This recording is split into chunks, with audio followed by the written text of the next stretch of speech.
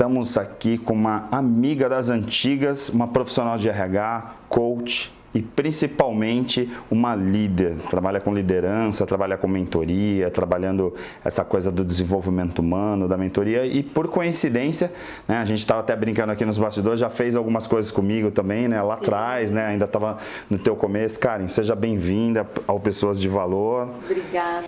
A gente tem percebido que os profissionais de RH, e a gente discute isso na entidade e tal, os profissionais de RH normalmente eles têm algumas missões ou alguns desafios, e esses desafios foram se transformando principalmente por causa da mudança tecnológica, a pandemia então nem se fala, que trouxe aí um monte de coisas relacionadas a híbrido, a home office, então tinha funções que, por exemplo, o comércio, não precisa ter o pessoal de operacional, né, o pessoal de background, por exemplo, ali na loja, de repente, ou no comércio, então podia estar no home. Então, esses formatos, essas transformações todas com tecnologia e com contexto, né, com cenário, fizeram com que os profissionais de RH, as pessoas que fazem consultoria, teu caso e tal, tiveram que também se reinventar um pouquinho.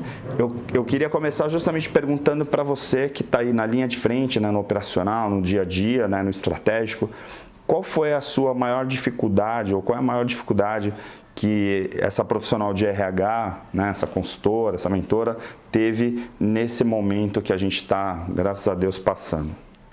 Na verdade, primeiramente eu queria agradecer, né, de estar aqui, é uma honra para mim, né, como você mesmo disse, a gente se conhece há muito tempo, né, eu aprendi muito com você, como profissional, e então eu estou muito feliz de estar aqui. Agora, respondendo a sua pergunta, né, eu acho que, como você falou também, é muito desafiador mesmo, né, principalmente pós-pandemia, né, nessa área de recursos humanos, e um desafio assim, que eu achei que foi mais assim, preponderante foi o fato de motivar os profissionais que não estavam presentes, né, não estavam no presencial. Né, então, é um desafio porque um profissional motivado, ele produz muito mais, a produtividade muito maior, né? Então, quando a gente não está perto, né, cria aquele desconforto. E agora, como que vai ser, né? Então, acho que a motivação, né, trabalhar a motivação com os profissionais. Uma coisa que eu discuti muito até em programas com outros profissionais relacionados também ao mundo organizacional, que assim, uma coisa é você motivar o cara dentro da loja, dentro da empresa, dentro da indústria, e outra coisa é você motivar o cara assim, olha, tem que motivar esse cara, só que ele está passando por um monte de problemas dentro de casa, e ele está trabalhando dentro da casa dele, e eu não posso, por exemplo, mudar esse cenário, porque eu não posso chegar e falar, olha, muda isso na tua casa. Quem sou eu, empresa, para fazer isso na casa do cara, né? E isso, sem dúvida, foi um grande desafio e está sendo, né? Principalmente por eu trabalhar no varejo, a gente sentiu essa dificuldade porque eles estavam em casa com N problemas, né, passando por diversos conflitos mentais, né, emocionais, e no retorno a gente teve que fazer um trabalho para que eles pudessem, né, voltar ao equilíbrio emocional e encarar como um desafio, encarar como uma novidade, né? Inclusive, eles tiveram que se readequar, né, esse novo momento, esse novo mercado. Então, foi desafiador, mas foi gratificante ao mesmo tempo. Eu vi algumas competências que se transformaram também, principalmente no comércio. Assim, um exemplo bobo, né? Assim, a gente tem aí os marketplaces, né? Então, assim, você tem, por exemplo, uma loja como o Magazine Luiza, que criou o Magalu, e aí, de repente, acaba sendo, direto ou indiretamente, um concorrente ali da loja, porque, de repente, o vendedor que está indo diariamente para a loja vender, ele acaba tendo um desafio que é ele fazer um atendimento tão bom ou melhor do que o digital para a pessoa não comprar na internet, às vezes, pagando mais barato. No caso do comércio, né? Principalmente na região da Baixada Santista, a gente tem a rede de lojas, né, você atua, né, numa grande rede, né, numa importante marca, inclusive marcas, né, o grupo muito legal. E assim, eu vi lojas que praticamente os vendedores tiveram que mudar a forma de atuar, de repente assim, de mandar o WhatsApp. Eu vi em casa, a Érica recebia o WhatsApp de vendedoras falando, olha, tem isso aqui para Maria Clara. Aí eu sou muito amigo, o Renato da Estação do Bebê é quase um irmão, né? Então assim, chega, Renato, você tem tal produto e tal. E assim, a gente não ia na loja, mas continuava atendendo e continuava se relacionando com os clientes. Como que foi isso assim para o profissional de RH? Porque foge um pouco das fronteiras daquela loja. loja, né? De assim, eu vou lá no shopping comprar na loja tal, né? Sim.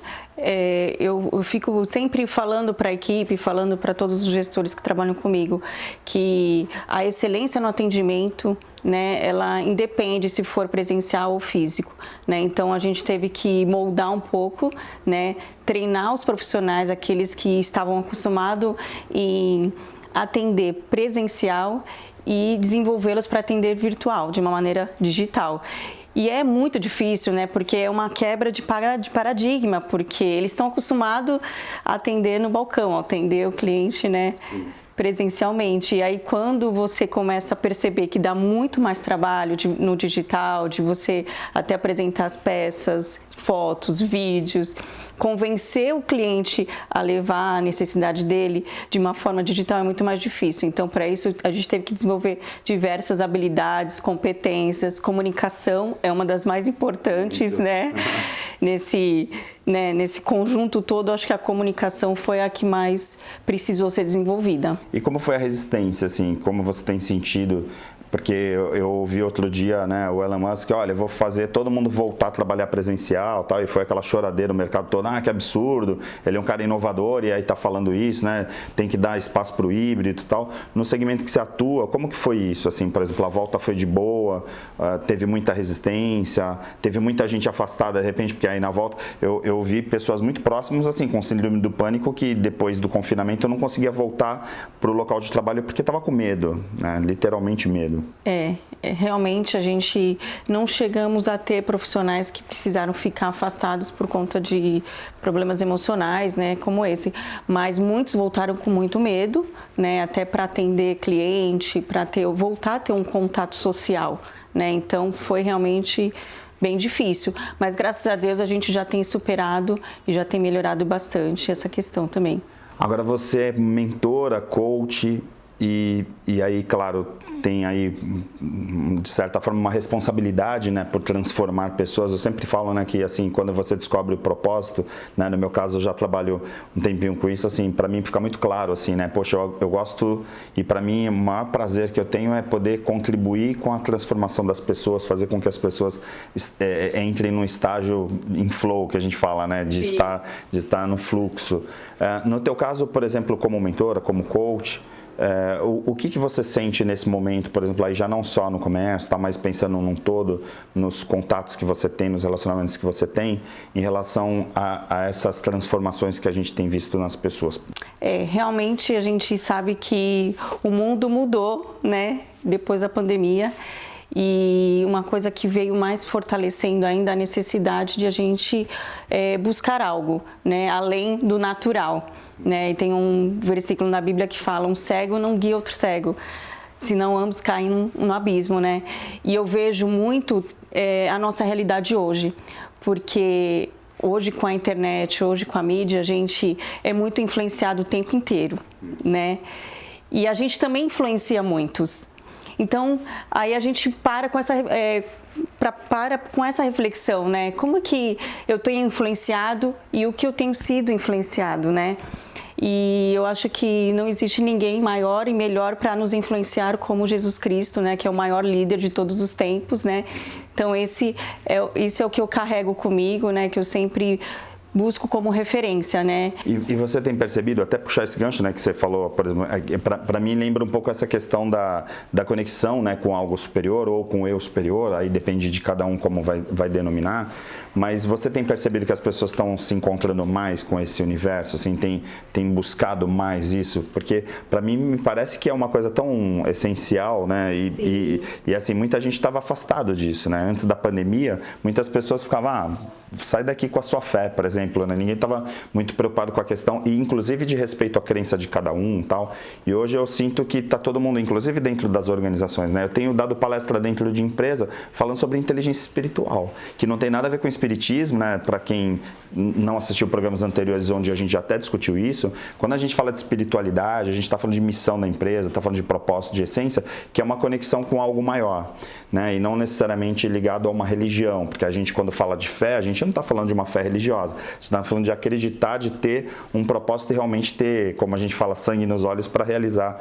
as coisas que a gente tem para realizar, né? Você sentiu essa mudança? Como que você vê, assim? Sim, eu acho que tem tudo a ver, porque quando está tudo bem, dificilmente a gente vai buscar algo maior, né? Então, quando acontecem as dificuldades, a gente passa por circunstâncias contrárias, aí a gente começa a buscar o além, né? Então, por isso, depois da pandemia, por N motivos emocionais que as pessoas estão enfrentando, eu acho que aumentou essa busca, né, por algo sobrenatural, né? Não só ficar no natural. Eu acho que isso influenciou, sim. Legal. E aí dentro disso, né, a gente tem aí líderes, né, tem vários tipos de liderança, existem vários modelos, né, que a gente pode, quem fez o marca pessoal, a gente tem uma dinâmica lá que é o dos vértices, né, de a gente entender que tem, por exemplo, vértices para a gente montar um triângulo. Então, de repente tem pai e mãe, mas tem outras pessoas também, tem lideranças. E uma coisa que eu tenho colocado é que a gente tem visto, até por conta das redes sociais, tal, líderes que estão aparecendo, que são meio líderes fakes, assim, são pessoas que, de repente, leram um livro ou outro e tentam vender propósito, passar valores para as pessoas, e quando você vai ver essa pessoa, e aqui não é julgamento a essas pessoas, mas você percebe que essas pessoas às vezes não têm nem princípios e valores, mas estão lá simplesmente vendendo um produto. Exato. Encaixa exatamente nisso que eu estava querendo dizer do cego, né? Guiando outro cego. Às vezes as pessoas estão buscando referências, né? Influências, e acabam buscando em pessoas que não são rasas, né, que não tem tanto conhecimento para passar, não tem tanta informação, e acaba as duas pessoas perdidas, né? Então isso hoje em dia, assim, no mercado eu vejo uma grande dificuldade, né, de pessoas realmente encontrarem referências, mentores, que é aqueles que vão facilitar o caminho, né? Porque eu acho que o mentor é isso, né? O papel do mentor é esse. Eu já fui, eu sei como é que faz para que você chegue lá mais rápido e com segurança. O legal é justamente que eu sempre comento também, né, que assim, o cérebro aprende pelas experiências. E assim, às vezes você não precisa passar por aquela experiência. Se uma pessoa já passou, então a Karen já passou por uma vivência que de repente eu não preciso passar para poder aprender. Eu posso aprender com a experiência da Karen, com a experiência da Érica, com a experiência da Maria Clara, de qualquer pessoa. E aí essas trocas de experiência que fazem com que um trabalho, por exemplo, de mentoria, um trabalho de coaching, seja um trabalho que é bacana, né? Que realmente é assertivo, que dá resultado, porque às vezes as pessoas ficam se questionando, né? Ah, mas poxa, coaching é bom, né? Tem até um movimento meio assim anti-coaching, justamente porque tem, eu já entrevistei o Bruno Farias, inclusive, que é psicólogo e que é um dos grandes defensores, né, dessa linha de respeitar, né, as suas diversas áreas, e a gente já, e eu concordo com ele, né? Assim, acho que cada um tem que ter a sua linha. Então, assim, se você faz, por exemplo, se é um marceneiro, não queira, né, ser pintor. Se você é pintor, não queira ser serralheiro. E aí, nessa coisa de, eu faço tudo, até por uma questão de necessidade, e a internet vende isso, né? Tipo assim, eu faço qualquer negócio. Exato. Né? No digital, a gente acaba vendo muito isso. E acaba prejudicando as pessoas, e por isso que eu concordo com o Bruno, eu estou do lado do Bruno nesse sentido, né, e de outros profissionais também, não só ele, de defender pessoas que realmente fazem aquilo que é direito. Então, por uma pessoa que vai fazer mentoria e que não tem experiência de nada, como ela vai ser mentora de alguém? Uma pessoa rasa, que nunca nem leu o livro até o final, vai fazer mentoria, vai passar alguma coisa como? Né? Ou um professor, você é professor, poxa, não estudou. Né? Como que você vai ensinar? Você vai ensinar o quê? Né? Então, essas questões, elas são polêmicas, né? Porque às vezes as pessoas ficam, mas pô, deixa o cara trabalhar, né? Cada um vai buscar, tal. Só que é complicado porque você está mexendo com a mente das pessoas. Exato. Né? E aí é prejudicial, né? Você pode prejudicar uma pessoa e de repente essa pessoa sentir os efeitos, e pior, né? Assim, ela vai achar que coaching é aquilo, que psicologia, que terapia é aquilo. Se você pegar um mau profissional numa área, você acaba, né, estereotipando, e aí fica essa ideia de coaching é ruim, mentoria é ruim, psicólogo é ruim, psiquiatria é só para louco, não é? Que acaba tendo esses estereótipos, né? Eu vou fazer o seguinte, eu vou chamar um intervalo rapidinho, porque o programa aqui voa, e a gente volta em 1 minuto aqui na Santa Cília TV, com pessoas de valor, falando sobre desenvolvimento humano.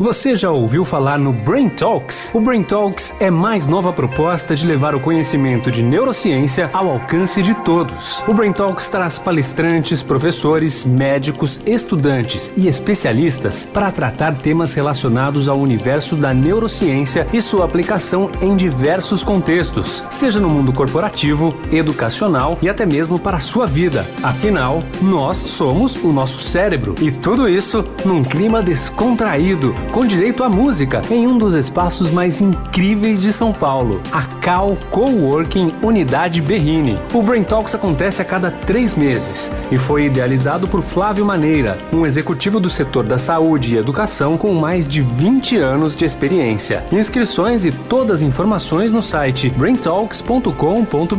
Vagas limitadas, hein? Bora! Sou Renise Gomes, coach e mentora de líderes. E a gente fala tanto em coach, mas o que é mesmo? É uma metodologia fantástica que leva você ao melhor de si mesmo. E a gente faz um trabalho individual, online, com sessões semanais, para você desenvolver as suas competências, para você ter clareza do seu objetivo. E nós apoiamos para que você chegue lá.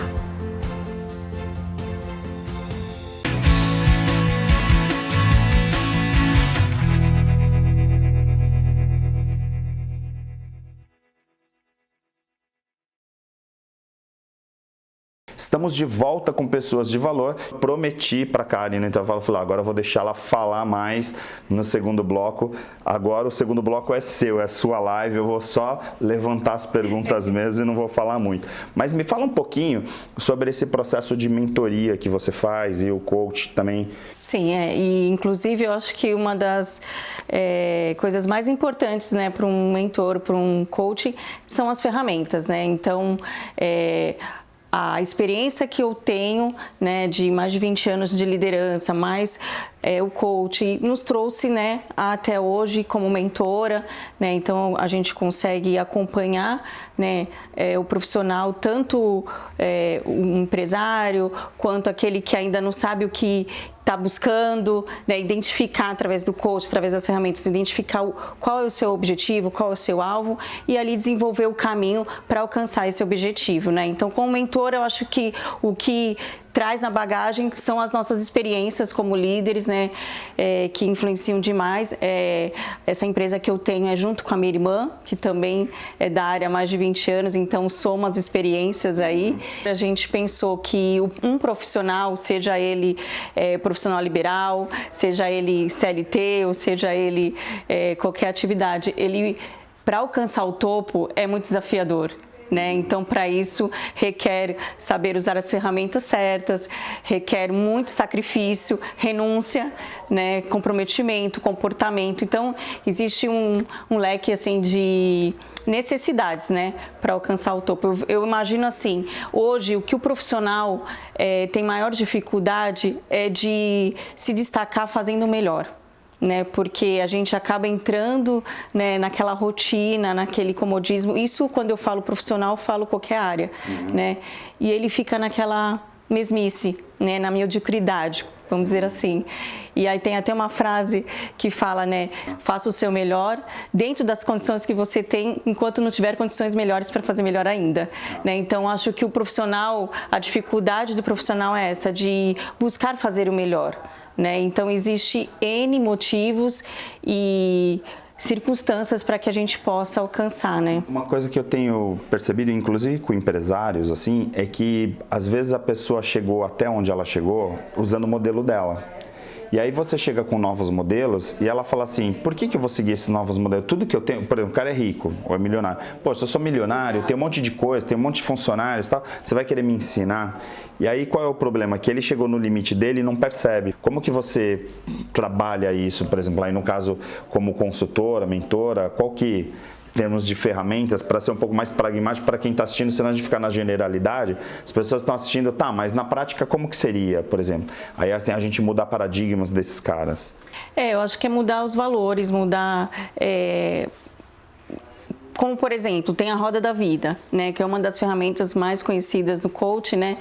Eu acho que começando por aí, né? Então, fazendo a autoavaliação, porque aquela pessoa que alcançou o topo, que está no topo, ela alcançou da maneira dela, né? Com certeza com o mérito dela, porém, as coisas mudam, né? Então, o conhecimento continua sendo necessário, independente da colocação que você estiver, né? Você pode estar iniciando, pode estar já, né, no fim de uma carreira, o conhecimento nunca deve parar, né? Até hoje em dia, principalmente, né? E muita gente teve que se reinventar, né, nesses momentos. Eu acho que praticamente todas as áreas, né, tiveram que ter essa alteração aí, essa modificação, e isso só vem através do conhecimento, através da busca. Então, por isso que eu falo, o conhecimento eu acho que é um divisor de águas, né, na vida de qualquer profissional, porque às vezes a pessoa fala, o conhecimento custa caro, né, mais caro ainda custa a ignorância, né, então às vezes a gente deixa de alcançar lugares ainda maiores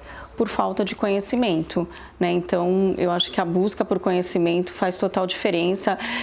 Eu posso falar isso com autoridade, porque eu já fiz transições de carreira, né? 2 vezes, e o que me fez se manter bem, né, na atuação que eu faço e que eu já fiz, foi exatamente essa busca por conhecimento. Então, você se depara com a novidade, toda mudança é muito difícil, né? A mudança traz medo, né? Traz medo, insegurança, né? Então, como um profissional que você falou, que está no topo, você apresentar uma mudança para essa pessoa traz uma insegurança. Poxa, se eu estou fazendo, está dando certo até aqui, por que eu vou mudar? Né? Mas a gente trazendo para o lado que pode ainda ser melhor, com certeza vai ser desafiador, vai ser difícil, mas vai trazer bons frutos. E agora eu estou ouvindo muito falar de propósito. Aí você, que é uma pessoa que tem valores, que é líder, inclusive a gente nem tocou aqui, né? Mas no caso, você tem uma liderança lá na Bola de Neve que é incrível, né? Assim, que faz um trabalho sensacional. A gente aqui procura, eu já entrevistei o João, né, da 100% Vida, mas assim, a gente procura falar sobre desenvolvimento humano dentro dos diversos aspectos, e não há dúvida quantas pessoas conseguiram buscar o seu propósito e reconhecer o seu propósito, como a Priscila até colocou. A Priscila também faz um trabalho bem bacana lá no Rio, na igreja, né, que ela trabalha também nessa parte. E de repente a gente está falando de propósito, e aí assim, para Karen, que está aqui hoje, falando com as pessoas da Santa Cecília TV, como uma pessoa que está nos assistindo pode reconhecer esse propósito? Ou mais do que isso, né? Como essa pessoa pode entender o que é esse propósito? Começando pelo porquê, né? O que você faz de melhor, né? Qual a tua paixão, qual a tua arte, né? Todos foram criados com um propósito por Deus, né? E esse propósito a gente identifica através das nossas habilidades, dos nossos talentos, de como nós fomos criados, né? Então, acho que começando por aí, você começa a identificar exatamente pelo qual motivo você foi criado, né? Quando a gente faz algo, né, com paixão, flui muito mais, né? De uma maneira assim que a gente às vezes não sabe explicar, entra no flow exatamente, né? Sim. Porque você fala, é isso que eu quero fazer, né? E a gente quebra alguns paradigmas no sentido, por que você não foi ser médico? Por que você não foi ser advogado, né? Mas hoje em dia a gente sabe que o importante é você fazer com paixão, né? Independente de quanto você vai ser remunerado por isso, porque a remuneração vem como consequência daquilo que você faz com amor. Mas aí vamos lá para a pergunta de $1 milhão que eu costumo fazer aqui no programa, todo mundo já sabe, já sei falar qual vai ser a pergunta de $1 milhão. Mas afinal, esse propósito é amor pelo que faz, é isso? Porque para mim, quando a gente fica falando de propósito, né, assim, várias pessoas, eu já trouxe várias pessoas, inclusive a Priscila lá, que a gente falando de propósito, né, e assim, para mim ainda fica um pouco sombrio, sabe? Fica uma coisa meio, uma área cinza, de as pessoas entenderem claramente, porque a gente fala, na hora que você encontra o teu propósito, você brilha os olhos e as coisas fluem. Aí a pessoa tá lá e fala assim, poxa, eu ainda não consigo esse brilho nos olhos, e aí? Então, o amor... Porque aí vem um pouco o trabalho do coaching e da mentoria, né, para poder tentar fazer com que essas pessoas possam reconhecer esse trabalho. Porque não é todo mundo que consegue fazer isso sozinho, né? Exato. Então, eu acho que através das ferramentas que a gente aplica, a pessoa começa a identificar, né, o que ele realmente gosta de fazer, qual é a sua atividade que ele faz de uma maneira, vamos dizer assim, até faria de graça. Tá. Né? Ali ele começa a encontrar o propósito. Né? Eu lembro que teve um dos nossos alunos, né, que ele chegou para fazer o coaching com a gente, ele não sabia nem o que ele queria. Ele trabalhava com o pai, enfim, era um jovem, né, adulto, e ele trabalhava com o pai numa atividade de comércio. E no decorrer, né, a gente foi, através das ferramentas, puxando dele o que ele realmente, né, qual era o propósito dele, qual era a paixão dele. E aí ele falou, não, tem uma escola de música, né? Sempre foi meu sonho, mas não é uma coisa que é comum, é fácil, né? Precisa de muitos recursos. Então eu nem penso nisso. Eu falei, não, nós vamos trabalhar isso com você e você vai alcançar. E hoje ele está com uma escola de 250 alunos, né? Então tudo começa quando a gente não duvida dos nossos sonhos, né? Dos nossos propósitos, do nosso propósito realmente. Porque quando a gente é criança, é fácil a gente sonhar, é fácil a gente imaginar o que a gente quer, mas quando a gente começa a crescer, a gente começa... No fundo, talvez o propósito esteja mais lá na infância, porque tem a ver com a nossa essência, né? Exato. Aí conforme a gente vai se poluindo, né, dos bens, das coisas, das dificuldades e tal, aí de repente a gente fica assim, como que eu vou pensar no meu propósito? É essa coisa, né? Como Exato. Que eu vou pensar numa escola de música, né? Se eu tenho conta para pagar, se eu tenho um monte de coisa para fazer, tenho família, e aí de repente a gente vai largando Exato. Aqueles sonhos daquela criança. Isso é a maior dificuldade, né? Porque a gente começa a crescer e ver as circunstâncias. Ai, mas isso vai ser impossível alcançar, isso eu não vou conseguir. E aí acaba deixando para lá, né, o seu propósito, o seu sonho, né, para qual você foi criado, né? Então, acho que isso faz a diferença. Quando você realmente tem paixão por aquilo, você pode com certeza desenvolver que você vai alcançar o teu objetivo. Por isso que eu gosto muito do conceito de flow lá da psicologia positiva do Mihaly, né, que fala justamente essa coisa, né, quando você vai melhorando as tuas competências, tuas habilidades, Exato. E aí você consegue alcançar desafios maiores, aí você chega no flow que é assim, agora eu tô fazendo algo que é desafiador, mas que eu gosto de fazer e que eu consigo realizar, né? Exato. Aí não fica aquela coisa do tédio de assim, isso aqui para mim, isso aqui qualquer um faz. Então assim, se você estiver numa atividade ou estiver parado, provavelmente você vai ficar, né, assim, com tédio, justamente porque fica essa sensação assim de, não tem desafios para minha vida já acabou. E aí você pega um cara de 18 lá no primeiro ano da faculdade que tá assim, nem sei o que eu quero da vida. Então a gente percebe que não é geracional, não tem a ver com a tua idade, mas tem a ver com essa coisa de você buscar essa tua essência. E aí talvez esse trabalho de mentoria, esse trabalho do coaching seja justamente para poder trabalhar isso e não só a questão da carreira, né, mas a vida como um todo mesmo. Exato, o autoconhecimento, né, é muito importante e poucas pessoas fazem, né, esse exercício de se conhecer. Né, de saber como é que está a minha vida, se ela está equilibrada, se tem algumas áreas, porque algumas áreas acabam influenciando nas outras, né? Então, se a gente está, às vezes, ruim no relacionamento, acaba interferindo na área profissional, interferindo no lazer, enfim. Né? Então, tudo isso a gente tem que sempre estar buscando para encontrar o equilíbrio, né, e o nosso propósito, com certeza. Legal. Tá vendo? Eu prometi que o segundo bloco era da Karen, eu cumpri a promessa. Depois eu edito, quando vocês assistirem, vocês vão ver, falar, não, a Karen falou também no primeiro bloco, mas é porque eu edito, eu corto metade da minha fala, porque às vezes a gente fica aqui 1 hora na de casa, e aí lembrar, né, que a gente sempre grava os programas Pessoas de Valor aqui na de casa, que é um ambiente mais maravilhoso que o outro, então deixa aqui o convite para vocês conhecerem aqui na Washington Luiz 471, aqui no Canal 3, a de casa é incrível, os principais arquitetos estão aqui, né, com ambientes incríveis. Cada ambiente é desenhado, né, produzido por um arquiteto, com móveis de super qualidade. Então, assim, quem vem aqui se apaixona pelos ambientes da de casa. E lembrando que também o programa é um oferecimento da BRH, Associação Brasileira de Recursos Humanos, né, que a gente tem essa parceria, justamente porque a gente fala de um assunto na TV aberta que é muito raro, que é de desenvolvimento humano, neurociência e comportamento. Então, agradecer você, a presença, finalmente, né, que ela já tá para vir aqui um tempão, tem um monte de gente cobrando, quando que vem a Karen e tal, aí agora ela vem e aí deixou o recado, né? Então, fica aqui o programa Pessoas de Valor na próxima semana, aqui na Santa Cecília TV, tá bom? Um abraço.